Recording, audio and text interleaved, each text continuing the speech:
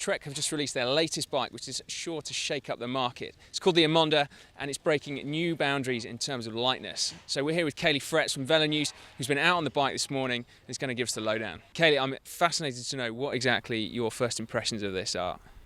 They're really good. I wasn't expecting anything else. I mean, I didn't ride this $16,000 version. I rode I believe a $10,000 version. That's unfortunate. Yeah, I know, it was really unfortunate. But it wasn't it wasn't so bad. It feels a lot like maybe a Cannondale Super 6 Evo. There's a couple bikes out there that are sort of trending back towards the stiffness to weight thing rather than aerodynamics, and it feels like a traditional round tube, super light bike. We hit some of the big climbs around here. It's definitely super stiff. Bottom bracket is really stiff. The front end stiffness was unbelievable. The steering geometry is, I believe, identical to the last Madone. At least it feels a lot like the last Madone, and that's been spot on for a decade now. So glad they didn't change it. So why do you think Trek have done it, actually? Because obviously they've got the Domani, which seems to be really capturing a bit of a zeitgeist at the moment, with bigger tyres and more comfortable and more upright. And suddenly, wham, they've hit us with a bike that's super light and has, in this instance, a carbon fibre saddle with no cover on it. It's the complete opposite.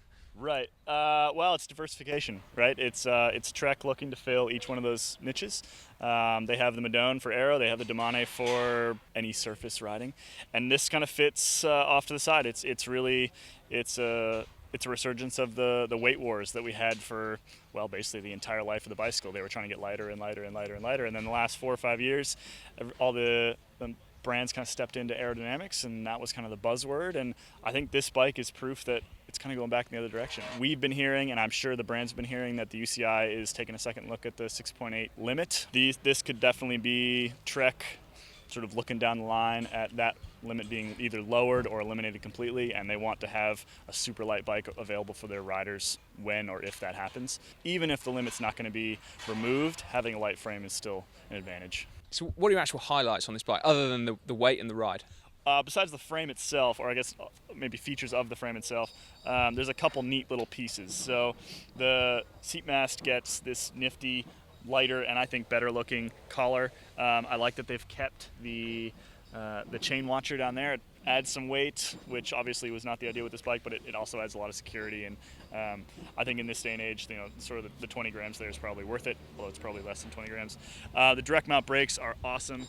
We were just talking to Ben Coates, and he said that he can fit 30-32s in there, not recommended. You can fit a bigger tire in with those brakes, and they're a lot more powerful and a lot lighter than a traditional brake. I would not be surprised if we're seeing more direct mount brakes in the next couple of years, maybe even phasing out the single mount completely.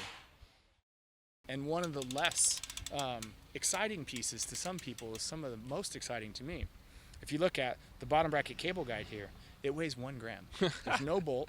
It has virtually no weight. That is bloody cool. It has to be said, I've never admired a cable guide before in my life, Right? but that is, that's very cool.